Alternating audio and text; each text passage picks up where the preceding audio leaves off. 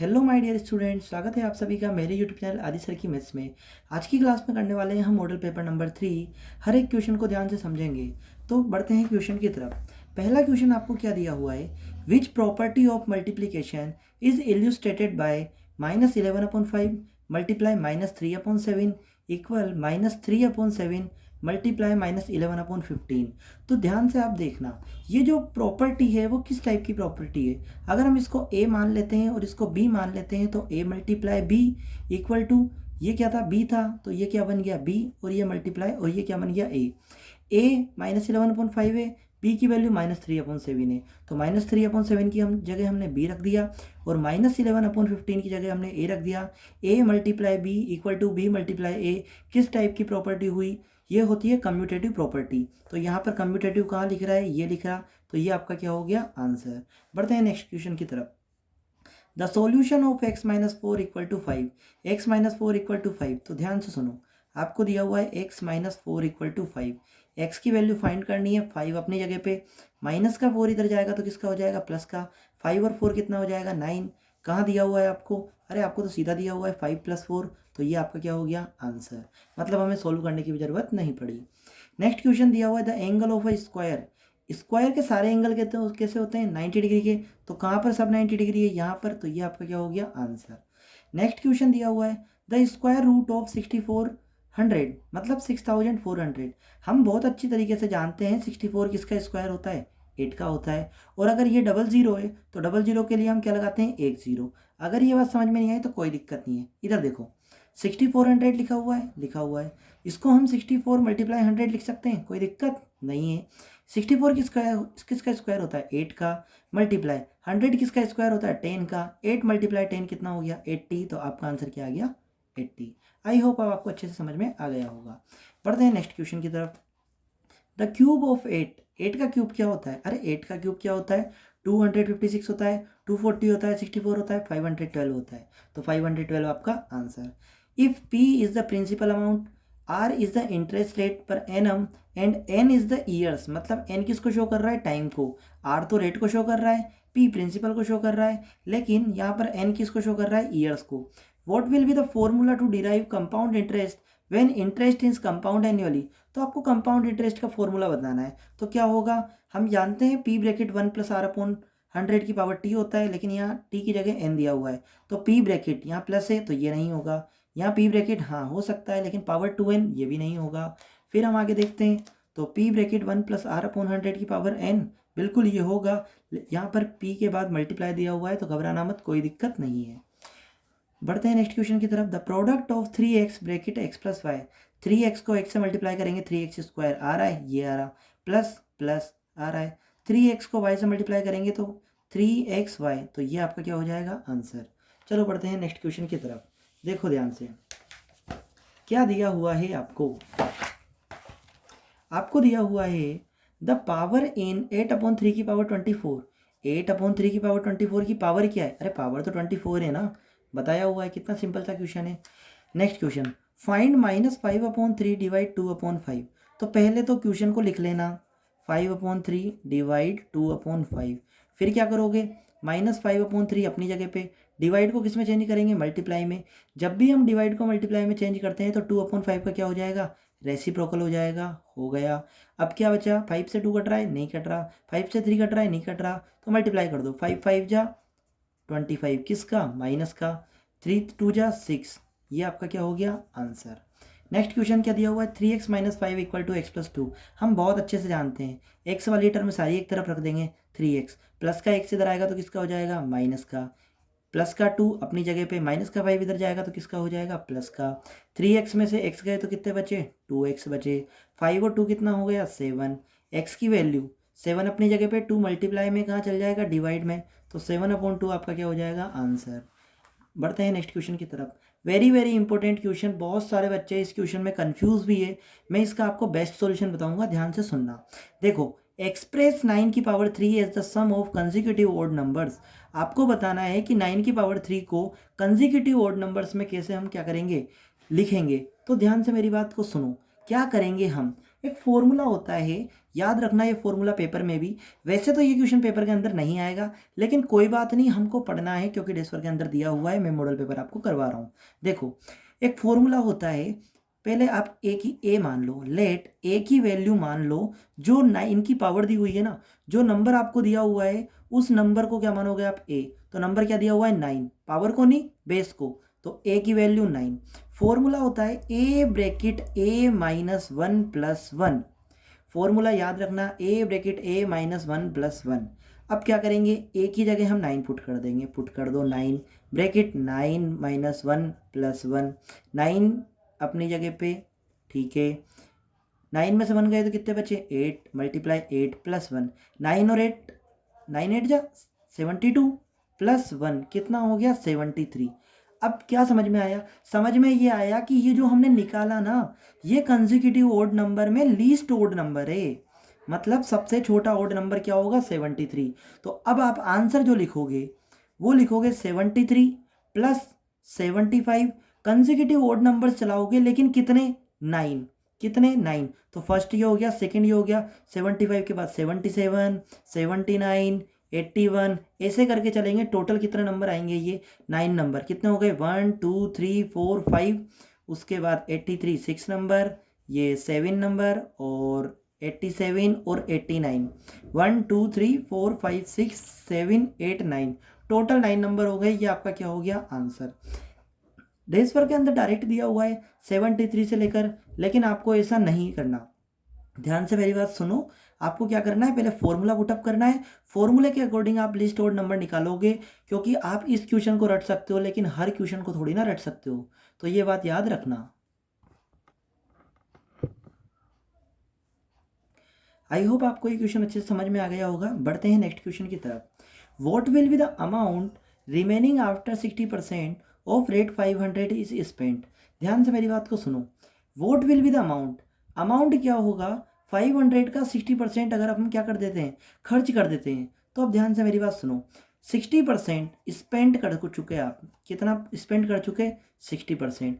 कोई भी चीज़ अपने आप में कितनी होती है 100%, 60% अगर आपने खर्च कर दिया तो बचा कितना भाई, रिमेनिंग कितना बचा, 100 में से 60% को माइनस कर दोगे तो कितना बचा 40%। टोटल पैसे कितने थे अपने पास 500, तो अब आप क्या करोगे 500 का 40% निकालोगे, निकालिए 500 अपनी जगह पे मल्टीप्लाई 40% का मतलब क्या होता है अपॉन में 100, 20 से 20 कैंसिल कर देते हैं, 5 4 जा 20 और ये एक जीरो, तो 200 रुपीज़ आपका क्या हो गया आंसर हो गया। आई होप आपको ये अच्छे से समझ में आया होगा। बढ़ते हैं नेक्स्ट क्वेश्चन की तरफ। देखिए क्या दिया हुआ है, द वैल्यू ऑफ 5 की पावर 0 प्लस 4 की पावर 0 प्लस 3 की पावर 0 इज 0। क्या इन सबको प्लस करने पर 0 आएगा, नहीं आएगा, क्यों, क्योंकि हम जानते हैं ए की पावर 0 का मतलब क्या होता है 1, इसका मतलब 1, इसका मतलब 1, इसका मतलब 1, इन तीनों को प्लस करेंगे तो 3 आएगा, यहाँ 0 दिया हुआ है, इसका मतलब ये क्या हो जाएगा आपके पास फॉल्स हो जाएगा। द वैल्यू ऑफ ए की पावर m मल्टीप्लाई बी की पावर m, अरे भाई अगर पावर सेम है तो बेस आपस में क्या हो जाते हैं मल्टीप्लाई, तो ए बी की पावर क्या आएगा m, लेकिन यहाँ तो माइनस का दिया हुआ है तो ये भी क्या हो जाएगा फॉल्स हो जाएगा। नेक्स्ट क्या दिया हुआ है, इफ 3 की पावर m मल्टीप्लाई 3 की पावर माइनस 3 इक्वल टू 3 की पावर 5, अरे भाई then the value of m will be 1, तो आपको वैल्यू 1 मिलती है क्या, सॉल्व करके देखते हैं, बेस सेम है तो पावर आपस में क्या हो जाएगी प्लस, तो m प्लस माइनस कितना हो जाएगा माइनस, तो m माइनस 3 इक्वल टू कितना हो जाएगा 5, m की वैल्यू निकालोगे 5 अपनी जगह पे, माइनस का 3 इधर आएगा तो प्लस का 5 और 3 8 होना चाहिए, लेकिन यहाँ तो क्या आ रहा है 1, तो ये क्या हो जाएगा फॉल्स हो जाएगा।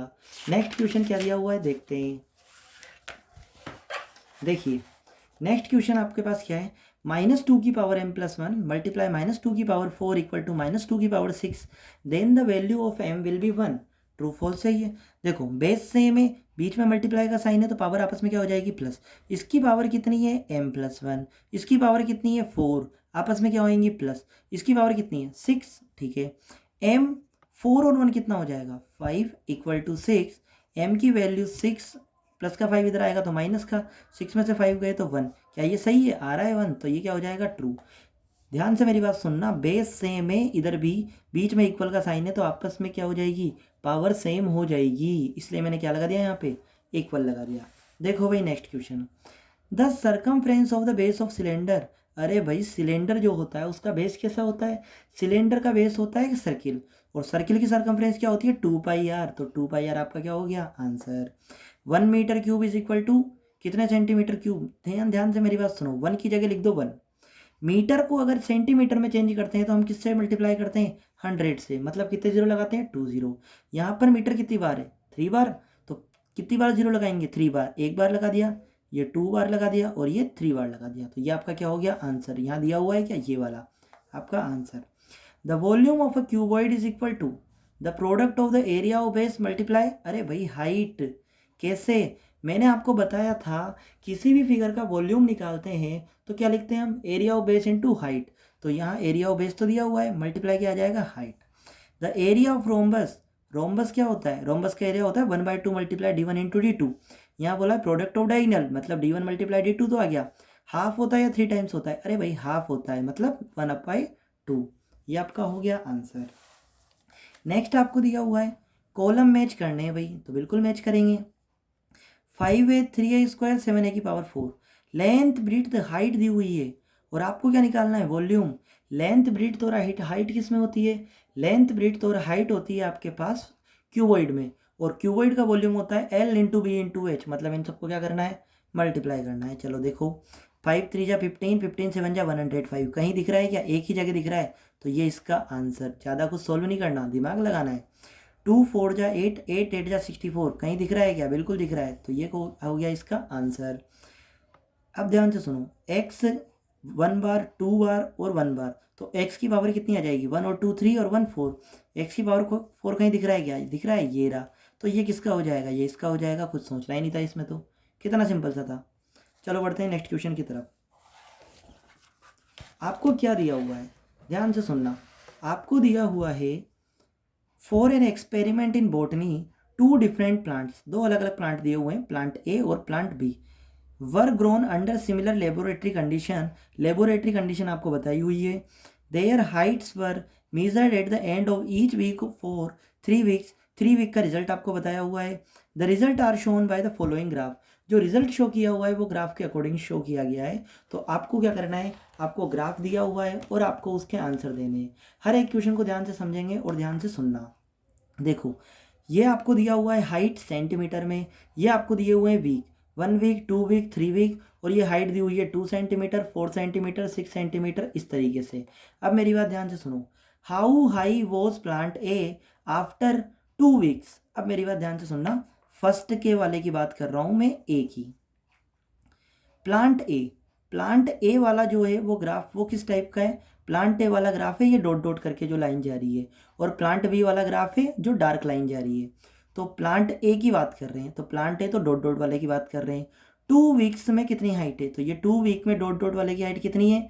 ये वाली। ये कहाँ पे जा रहा है? आपके 6 और 8 के बीच में। कितना होता है? 7। लेकिन क्या है? सेंटीमीटर। तो कितना आ गया आंसर? 7 सेंटीमीटर। बी क्या पूछा है? प्लांट ए की हाइट पूछी 3rd वीक में, तो 3rd वीक में ए की हाइट ये रहा, तो ये जा रहा है, कितना जा रहा है? ये आपके पास जा रहा है 9 सेंटीमीटर। तो ये कितना हो गया आपके पास? 9 सेंटीमीटर। फिर आपको सेकंड वाले का आंसर बताना है।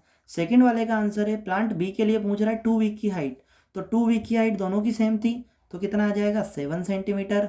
लेकिन 3 वीक की हाइट जो है प्लांट बी की वो डार्क लाइन है, और डार्क लाइन ये 9 था, तो ये कितना हो जाएगा? 10। इससे जस्ट ऊपर, और यहाँ आप देख सकते हैं, तो ये हो जाएगा आपके पास 10 सेंटीमीटर। नेक्स्ट क्वेश्चन आपको क्या दिया हुआ है? How much did plant A grow during the 3rd week. Plant A मतलब डॉट डॉट वाला 3rd वीक में कितना ग्रो कर रहा है? अरे भाई 2nd वीक में कितना था? 7 था। 3rd वीक में कितना बन गया? 9 बन गया। तो कितना ग्रो करा उसने? 2 सेंटीमीटर का। तो आप लिखोगे कि क्वेश्चन नंबर 3 की बात हो रही है। 9 सेंटीमीटर था, 2 सेंटीमीटर, सॉरी 7 सेंटीमीटर था, पहले 9 सेंटीमीटर बन गया, 7 सेंटीमीटर था, तो कितने का ग्रो हुआ? 2 सेंटीमीटर का। तो आंसर कितना आ जाएगा आपके पास? 2 सेंटीमीटर उसने ग्रो किया। 4th वाला आपको दिया हुआ है, how much did plant B grow from the end of the 2nd week to the end of the 3rd week. अरे वही 3rd वीक में कितना ग्रो करा? वही वाली बात यहाँ प्लांट ए के लिए पूछी थी, लेकिन यहाँ प्लांट बी के लिए। प्लांट बी डार्क लाइन, 7 से कितना हो गया? 10। तो अपन क्या करेंगे? 10 सेंटीमीटर में से 7 सेंटीमीटर को माइनस कर देंगे, और हमें पता चल जाएगा कि 3 सेंटीमीटर क्या हो गया, इसने ग्रो करा है। बढ़ते हैं नेक्स्ट क्वेश्चन की तरफ। देखिए, क्या दिया हुआ है, find the square root of 1296। 1296 square root find करना है, 4 मार्क्स का क्वेश्चन है।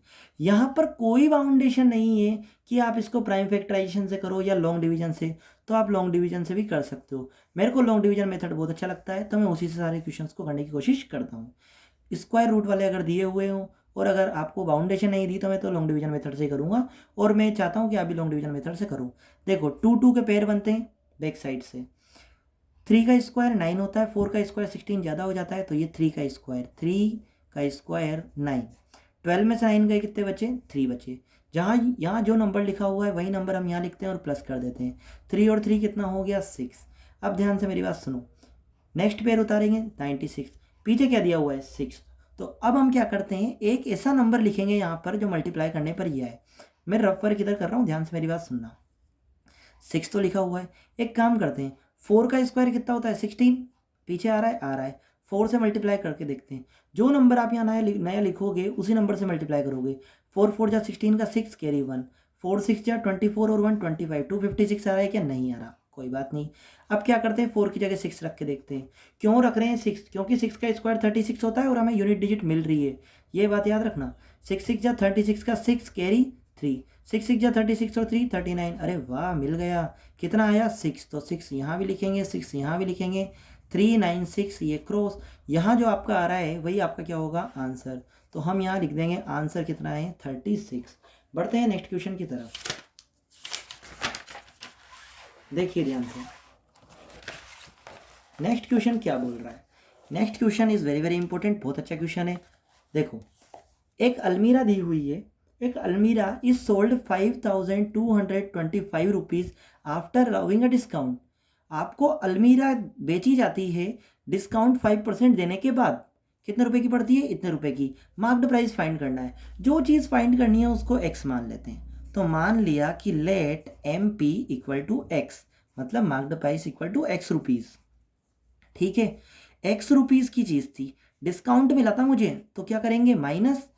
भाई डिस्काउंट का मतलब क्या होता है, माइनस कितने का, 5% का, किस पे, एक्स पे मिलेगा। एक्स माइनस एक्स का 5%, तो कितने की चीज़ पड़ी थी, 5225 की। इसको सोल्व कर लो, आपके पास आंसर आ जाएगा। दोबारा एक बार एक्सप्लेन कर रहा हूँ, एक्स रुपये की चीज़ थी, मैंने क्या करा, 5% का डिस्काउंट दिया, तब मेरे कितने की पड़ी, इतने की।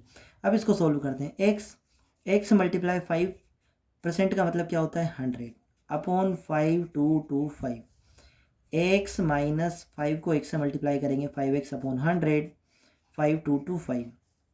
100 को x से मल्टीप्लाई करेंगे तो कितना आएगा, 100x minus 5x upon 100 equal to 5225। अब देखिए ध्यान से, 100x में से 5x गए तो कितने बचे, 95x अपॉन 100 इक्वल टू 5225 आपकी जगह चलता रहेगा। x की वैल्यू निकालनी है तो x को अकेला छोड़ दो, 5225 अपनी जगह पे, 225 सॉरी, 95 अपॉन 100 इस साइड जाएगा तो क्या हो जाएगा, रेसिप्रोकल, 100 अपॉन 95 बन जाएगा। ये डिवाइड में था तो मल्टीप्लाई में चल गया, जो मल्टीप्लाई में था वो डिवाइड में आ गया। चलो कैंसिल करते हैं, 5 से कैंसिल करते हैं। 5 से अगर कैंसिल करोगे इसको 19 टाइम, 5 को इससे कैंसिल करोगे, 5 बन जा 5। अब मेरी बात ध्यान से सुनना, 5 बन जा 5, फिर क्या बचा 2, तो 2 5 के डबल में नहीं आता, इसलिए क्या लगाएंगे, 0 लगाना मत भूलना। अब कितना आया 28, तो 28 सॉरी कितना, ये 2 था ना, ये 22, तो अब कितना लगाओगे आप, 5 4 जा 20, 22 में से 20 गए तो 2 25, तो 5 5 जा 25। अब 19 से कैंसिल करना, 19 से कैंसिल करोगे तो कितना आएगा, 19 बन जा 19, 19 5 जा 95, 19 5 जा आपके पास हो गया 95, और 19 6 जा ज़्यादा हो जाएगा, तो 19 5 जा 95 लिख दोगे आप। तो कितने बचे, 4 तो ये और 5 वो, 9, तो 9 और आपके पास कितने बचे, 5, तो 19 5 जा 95, तो ये 55 को 100 से मल्टीप्लाई करोगे तो कितना आ जाएगा, 5500 रुपीज़, ये आपका क्या हो जाएगा, आंसर। ठीक है, बढ़ते हैं नेक्स्ट क्वेश्चन की तरफ। A car takes 2 hours to reach a destination by travelling at the speed of 60 kilometre per hour. देखो एक तो आपको दिया हुआ है टाइम, मैंने आपको बोल रखा है इसमें टेबल बनानी है। एक तो आपको दिया हुआ है टाइम, दूसरा आपको क्या दिया हुआ है, स्पीड, ये आपको स्पीड दी हुई है। ठीक, टाइम कितना है, 2 hours। अगर टाइम 2 hours है तो स्पीड कितनी है, स्पीड 60 है। ठीक है साहब, अगर टाइम 2 hours है तो स्पीड कितनी है, इतनी है। अगर आपको स्पीड 80 दी हुई है तो आपको टाइम फाइंड करना है, तो टाइम को क्या मान लेते हैं, एक्स मान लेते हैं। टाइम को x मान लेंगे। सोल्व करना आता है। देखो रिलेशन कौन सा होगा, अगर टाइम की बात हो रही है, सॉरी स्पीड की बात हो रही है और टाइम की बात हो रही है, जैसे स्पीड बढ़ाओगे तो टाइम क्या होएगा, कम होएगा। स्पीड बढ़ाने पर टाइम क्या लगता है, कम लगता है। जैसे आपको यहाँ से कहीं जाना है और आपको डिस्टेंस बता रखी है कि इतनी है, अगर आप 60 किलोमीटर की स्पीड से जाओगे तो आपको ज़्यादा टाइम लगेगा, 80 किलोमीटर की स्पीड से जाओगे तो कम टाइम लगेगा। तो स्पीड बढ़ाने पर टाइम कम हो रहा है, इसलिए रिलेशन कौन सा है, इन्वर्स। तो आप क्या लिखोगे, इन्वर्स रिलेशन इज, कि इन्वर्स रिलेशन या सॉरी इन्वर्स प्रपोर्शन कर सकते हो आप, इन्वर्स प्रपोर्शन इज एप्लीकेबल, ये बात लिख लेना। ठीक है, अब सोल्व करेंगे। जब भी बात आती है इन्वर्स की तो हम क्या करते हैं, मल्टीप्लाई। तो 2 × 60, इन दोनों को क्या करा मैंने, मल्टीप्लाई, इक्वल x × 80। मुझे x की वैल्यू निकालनी है तो x को अकेला छोड़ दो, 2 × 60/80, 0 से 0 कैंसिल, 2 से मैं कैंसिल करूँगा इसको कितने टाइम, 4 टाइम, 2 4 जा 8, 2 से कैंसिल करूँगा 2 टाइम, 2 से कैंसिल करूँगा 3 टाइम, 3/2। तो x की वैल्यू 3/2 आई आपके पास, कितनी आई, x की वैल्यू आई 3/2। 3/2 का मतलब क्या होता है, 1.5, तो मैं 1.5 लिख सकता हूँ, क्या हो गया, 1.5 आवर्स। ये आपका क्या हो गया, आंसर। ठीक है, इतने से क्वेश्चन करने के आपको 4 मार्क्स मिलेंगे। बढ़ते हैं नेक्स्ट क्वेश्चन की तरफ। नेक्स्ट क्वेश्चन क्या दिया हुआ है, क्वेश्चन नंबर 20। x की वैल्यू 5 रखनी है और y की वैल्यू 2 रखनी है, तो आंसर क्या आएगा। देखो 3x² + 4xy + 2y², ये आपको दिया हुआ है।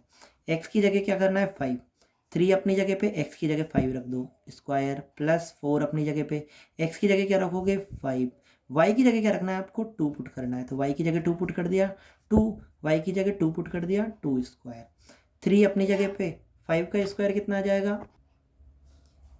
5 का स्क्वायर तो कितना हो जाएगा आपके पास 25, प्लस 4 5 जा 20, 22 जा कितना हो जाएगा 40, प्लस 2 अपनी जगह पे, 2 का स्क्वायर कितना हो जाएगा 4, 25 3 जा हो जाएगा आपके पास 75, प्लस 40 प्लस 2 4 जा 8, इन सबको क्या कर लेंगे प्लस, 70 और 40 कितना होता है 110, 110 और 8 कितना होता है 118, 118 और 5 123, ये आपका क्या हो जाएगा आंसर।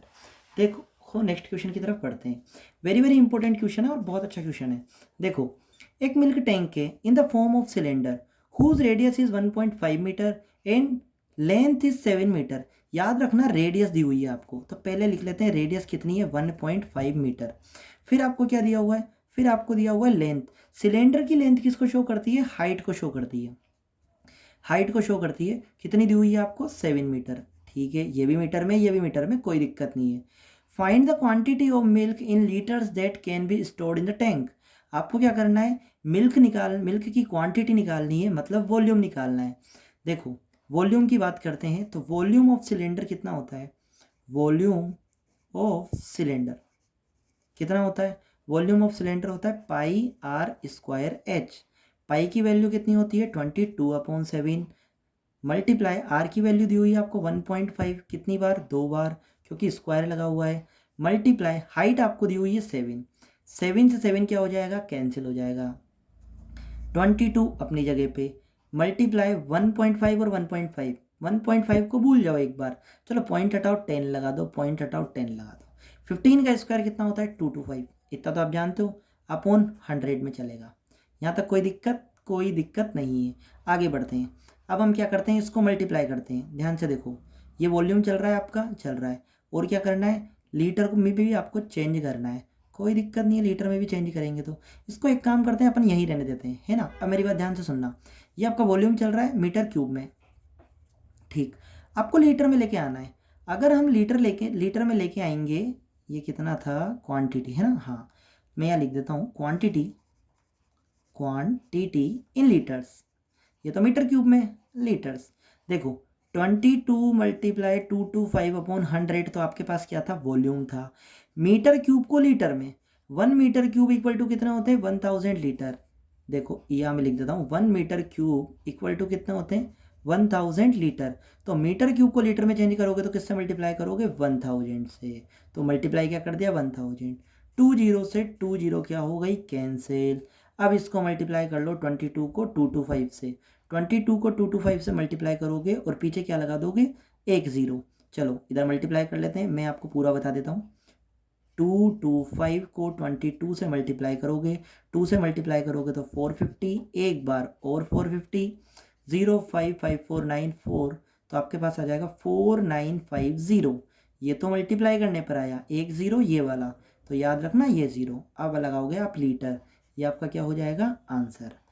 पहले हमने वॉल्यूम निकाला, वॉल्यूम निकालने के बाद वॉल्यूम जो आया हमारे पास मीटर क्यूब में आया, मीटर क्यूब में लीटर में चेंज करते हैं तो 1 मीटर क्यूब की वैल्यू 1000 लीटर होती है, तो 1000 से मल्टीप्लाई करा, 20 से 20 कैंसिल हो गई, इसको सोल्व मल्टीप्लाई करा तो 4950 आया, एक जीरो इधर का बच रहा था तो वो जीरो इधर अपन ने लगा दिया, तो ये आपका क्या हो गया आंसर। बढ़ते हैं नेक्स्ट क्वेश्चन की तरफ। नेक्स्ट क्वेश्चन आपको क्या दिया हुआ है, देखो नेक्स्ट क्वेश्चन आपको दिया हुआ है make a linear graph using the table given below. आपको टेबल दी हुई है और ग्राफ बनाना है। देखो ध्यान से मेरी बात को सुनना, सबसे पहले अपन ग्राफ बनाएंगे और बिल्कुल बेसिक से। आपको दिया हुआ है ग्राफ बनाना है तो अपन ग्राफ बनाते हैं। ये बना रहे हैं हम वाई एक्सिस, ठीक है। देखो 1 से लेकर चलेंगे कहाँ तक 9 तक, तो अब ये मान लेते हैं अपन 1 2 3 4 5 6 7 8 9, इतना तो अपन को चाहिए, लेकिन अब मैंने यहाँ तक ड्रॉ कर दिया तो कोई दिक्कत नहीं है। थोड़ा बड़ा ग्राफ बन जाएगा तो क्या दिक्कत है, हमारे पास जगह है ही सही, तो अपन यहाँ तक इसको बना सकते हैं। ध्यान से देखिए, ये हमने लाइन ड्रॉ कर ली। ये वाला जो एक्सिस है वो शो करेगा एक्स एक्सिस को, और ये वाला जो होता है वो वाई एक्सिस को शो करता है। अब मेरी बात ध्यान से सुनो, क्या दिया हुआ है आपको, मंडे ट्यूसडे वेडनेसडे थर्सडे, ठीक है, कहाँ तक सैटरडे तक, तो अपन यहाँ लिखेंगे बिल्कुल बराबर गैप पे, मंडे, यहाँ पर ट्यूसडे, यहाँ पर वेडनेसडे, यहाँ पर थर्सडे, यहाँ पर फ्राइडे और यहाँ पर सैटरडे। ये लिख देता हूँ मैं, Monday Tuesday Wednesday Thursday Friday और सैटरडे, ठीक है। आप पूरा पूरा लिखना, मैंने इतना लिख दिया, ठीक है। अब देखो स्टार्ट करते हैं 1 से ही। ये 1 है आपका, ये आपका 2 पॉइंट है, ये आपका 3 पॉइंट है, ये आपका 4 पॉइंट है, ये आपका 5 पॉइंट है, ये आपका 6 है, 7 है, 8 है और 9 है। मंडे को 5, तो मंडे को 5 यहाँ पे, ठीक है। ट्यूसडे को 7, तो ट्यूसडे को कितना है 7 है, तो यहाँ पे पॉइंट डिनोट कर लो। वेडनेसडे को कितना है, वेडनेसडे को 4 ही है, तो वेडनेसडे को ये रहा, वेडनेसडे को 4, तो वेडनेसडे को 4। थर्सडे को कितना है, थर्सडे को 9 है, तो हाईएस्ट है थर्सडे को ये 9 है। फ्राइडे को कितना है 2 है, अरे भाई फ्राइडे को तो 2 पे ही रह गई गाड़ी, ठीक है। फिर सैटरडे को 1, तो सैटरडे को 1 पे। अब अपन क्या करेंगे, इन सबको ज्वाइन कर देंगे। तो सबसे पहले हम इन दोनों को ज्वाइन करेंगे, ये ज्वाइन कर दिया। फिर हम इसको ज्वाइन करेंगे, ये ज्वाइन कर दिया। फिर हम इसको ज्वाइन करेंगे, ये ज्वाइन कर दिया। फिर यहाँ पर ज्वाइन करेंगे तो ये ज्वाइन कर दिया। फिर हम इसको ज्वाइन करेंगे और ये ज्वाइन कर दिया। देखो आप यहाँ पर कोऑर्डिनेट नहीं लिखोगे, कोऑर्डिनेट आप कब लिखते हो, जब आपको यहाँ पे दिया हुआ जैसे 2001 2002 ईयर वगैरह दिया हुआ हो तो आप लिख सकते हो, अदरवाइज मंडे ट्यूसडे वेडनेसडे में आप कोऑर्डिनेट नहीं लिखोगे, ये बात याद रखना। अगर आप यहाँ पे स्केल लिखना चाहते हो तो वाई एक्सिस का स्केल लिख सकते हो, क्योंकि एक्स एक्सिस में तो आपको क्या दिए हुए हैं, डेज दिए हुए हैं, तो आप यहाँ लिख सकते हो स्केल वाई एक्सिस। तो आप क्या लिखोगे, 1 unit equal to number of चालान, तो 1 चालान, 1 यूनिट इक्वल टू 1 चालान, ये आपका हो गया। अब बढ़ते हैं नेक्स्ट क्वेश्चन की तरफ, ध्यान से देखना, बहुत अच्छा क्वेश्चन है। Draw a pie chart from the given below data. दिया हुआ है फ्लेवर्स दिए हुए हैं आपको, चॉकलेट वनीला और अदर्स, और आपको बोला है percent of student liking the flavour 50%, 25%, 25%। मैंने आपको बताया था कि अगर आपको पाई चार्ट बनाना है तो आप सेंट्रल एंगल निकालोगे, लेकिन अगर आपको डेटा परसेंटेज के अंदर दिया हुआ है तो आपको कुछ भी करने की ज़रूरत नहीं है, आप डायरेक्ट पाई चार्ट बना सकते हो। सबसे पहले आप एक अच्छा सा सर्किल बनाओगे, मैं ऐसे ही बना रहा हूँ, आपको कंपास से बनाना है, ये बात याद रखना। दिया हुआ है चॉकलेट 50%, इसका 50% जो है वो कितना है, यहाँ पर है, ये कितना होता है इसका 50%, तो आधा होता है 50% का मतलब, तो आप यहाँ लिखोगे 50% और यहाँ क्या लिख दोगे, चॉकलेट, क्या लिख दोगे, चॉकलेट।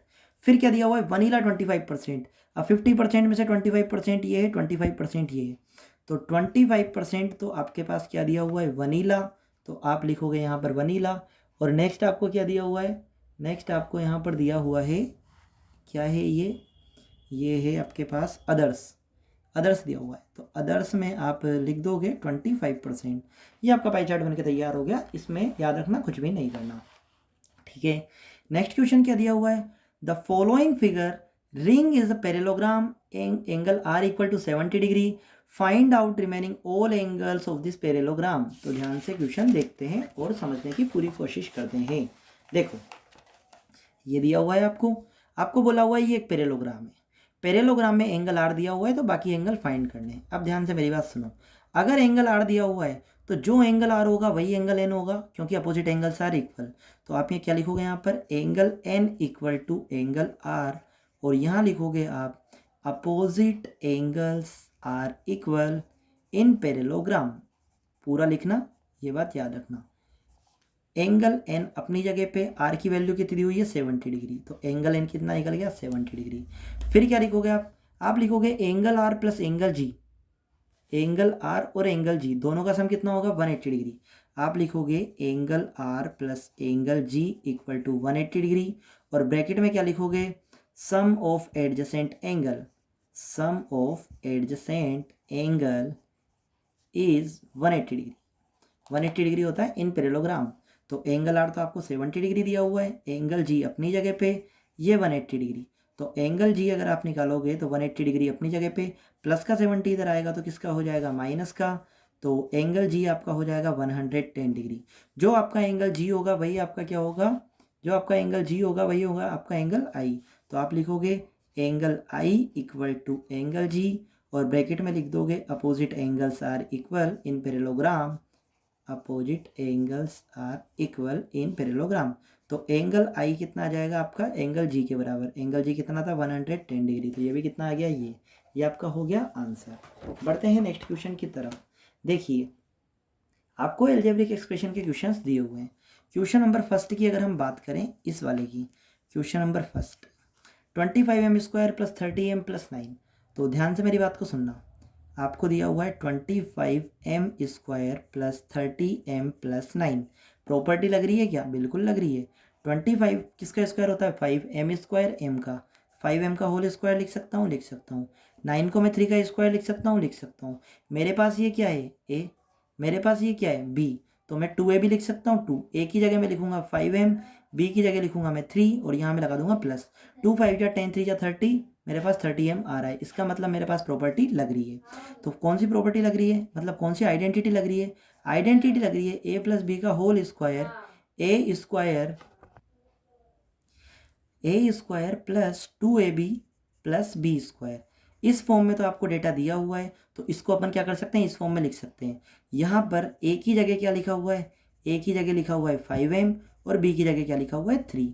तो हम लिख देंगे a प्लस बी का होल स्क्वायर मतलब 5m प्लस 3 का होल स्क्वायर। ये आपका क्या हो गया आंसर। नेक्स्ट क्वेश्चन दिया हुआ है 49y² plus 84yz plus 36z²। तो ठीक है भाई, सॉल्व करते हैं। 49y² plus 84yz plus 36z², ये आपको दिया हुआ है। तो कैसे करेंगे, ये होता है 7y का होल स्क्वायर प्लस 84 को छोड़ो, ये होता है आपका 6z का होल स्क्वायर। 2a की जगह आप रखोगे 7y, b की जगह रखोगे 6z। अब इसको करोगे 2 7 जा 14, 6 जा 84 आ रहा है, तो आप ये प्रॉपर्टी लिखोगे और आप डायरेक्ट लिख दोगे 7y प्लस 6z का होल स्क्वायर। ये आपको लिखना है, ये बात याद रखना, ये आपको करना है। बढ़ते हैं नेक्स्ट क्वेश्चन की तरफ। थर्ड वाले में क्या दिया हुआ है, थर्ड वाले में दिया हुआ है 4x² माइनस 8x प्लस 4। तो 4x² को क्या करोगे आप अपने पास ही रखो, माइनस 8x को ब्रेक कर सकते हो आप -4x और -4x में। क्यों, क्योंकि 4 4 जा 16 होते हैं, 16 कैसे फैक्टर प्लस करने पर 8 आए तो वो 4 4 होते हैं। -8x को ब्रेक कर लिया, इसमें से 4x कॉमन लोगे तो क्या बचेगा आपके पास, x माइनस 4x पूरा आ गया 1, -4 कॉमन लोगे तो x माइनस कॉमन ले लिया तो प्लस किसका चेंज हो जाएगा, माइनस का हो जाएगा 1। आपके पास आ गया x माइनस 1, और ये वाला क्या बचा आपके पास 4x माइनस 4। x माइनस 1 अपनी जगह पे, 4x माइनस 4 में से 4 कॉमन ले लोगे तो कितना बचेगा x माइनस 1। तो 4 अपनी जगह पे, x माइनस 1 और x माइनस 1 कितना हो गया, x माइनस 1 का स्क्वायर। ये आपका क्या हो गया आंसर। नेक्स्ट क्वेश्चन क्या है आपके पास, फोर्थ वाला, वो दिया हुआ है आपको 121b² minus 88bc plus 16c²। तो क्या करोगे, ये 11b का होल स्क्वायर होता है और ये आपके पास 4c का होल स्क्वायर होता है। तो -2, क्योंकि यहाँ माइनस है, 11b और कितना हो जाएगा 4c प्लस 11 2 जा 22, 4 जा 88। तो मैं यहाँ पर आपके लिए डायरेक्ट लिख दूंगा 11b माइनस का 4c का होल स्क्वायर, यहाँ माइनस है इसलिए -4c का होल स्क्वायर आ जाएगा। ये आपका क्या हो जाएगा आंसर। आई होप मैंने आपको जितना भी समझाया उस अच्छे से समझ में आया होगा। अगर आपको मेरा पढ़ाया हुआ अच्छा लगा तो प्लीज़ वीडियो को लाइक करें, चैनल को सब्सक्राइब करना ना भूलें। अगर आपको ये सेशन अच्छा लगा हो तो प्लीज़ ज़्यादा से ज़्यादा लोगों तक ये वीडियो शेयर करें ताकि और भी बच्चे अच्छे से पढ़ सकें। Thank you guys.